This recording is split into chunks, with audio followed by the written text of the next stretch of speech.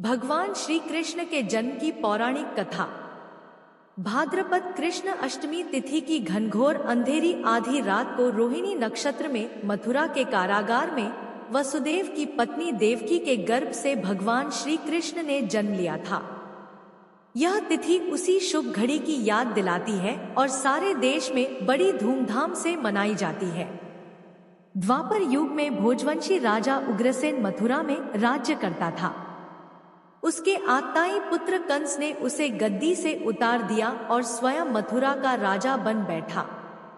कंस की एक बहन देवकी थी, जिसका विवाह वसुदेव नामक यदुवंशी सरदार से हुआ था। एक समय कंस अपनी बहन देवकी को उसकी ससुराल पहुंचाने जा रहा था।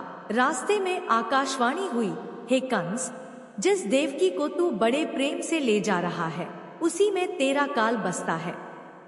इसी के गर्भ से उत्पन्न 8वां बालक तेरा वध करेगा। यह सुनकर कंस वसुदेव को मारने के लिए उद्यत हुआ। तब देवकी ने उससे विनयपूर्वक कहा, मेरे गर्भ से जो संतान होगी उसे मैं तुम्हारे सामने ला दूंगी। बहनोई को मारने से क्या लाभ है। कंस ने देवकी की बात मान ली और मथुरा वापस चला आया। उसने वसुदेव और देवकी को कारागृह में डाल दिया। वसुदेव देवकी के एक एक करके 7 बच्चे हुए और सातों को जन्म लेते ही कंस ने मार डाला।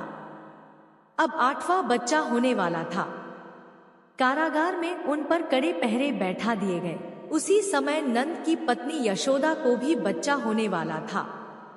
उन्होंने वसुदेव देवकी के दुखी जीवन को देख 8वें बच्चे की रक्षा का उपाय रचा। जिस समय वसुदेव देवकी को पुत्र पैदा हुआ, उसी समय संयोग से यशोदा के गर्भ से एक कन्या का जन्म हुआ, जो और कुछ नहीं सिर्फ माया थी। जिस कोठरी में देवकी वसुदेव कैद थे, उसमें अचानक प्रकाश हुआ और उनके सामने शंख, चक्र, गदा, पद्म धारण किए चतुर्भुज भगवान प्रकट हुए। दोनों भगवान के चरणों में गिर पड़े। तब भगवान ने उनसे कहा, अब मैं पुनः नवजात शिशु का रूप धारण कर लेता हूँ। तुम मुझे इसी समय अपने मित्र नंद जी के घर वृंदावन में भेजाओ और उनके यहाँ जो कन्या जन्मी है उसे लाकर कंस के हवाले कर दो। इस समय वातावरण अनुकूल नहीं है, फिर भी तुम चिंता न करो। जागते हुए पहरेदार सो जाएंगे। कारागृह के फाटक अपने आप खुल जाएंगे और उफनती अथाह यमुना तुमको पार जाने का मार्ग दे देगी। उसी समय वसुदेव नवजात शिशुरूप श्री कृष्ण को सूप में रखकर कारागृह से निकल पड़े और अथाह यमुना को पार कर नंद जी के घर पहुंचे। वहां उन्होंने नवजात शिशु को यशोदा के साथ सुला दिया और कन्या को लेकर मथुरा आ गए। कारागृह के फाटक पूर्ववत बंद हो गए। अब कंस को सूचना मिली कि वसुदेव देवकी को बच्चा पैदा हुआ है।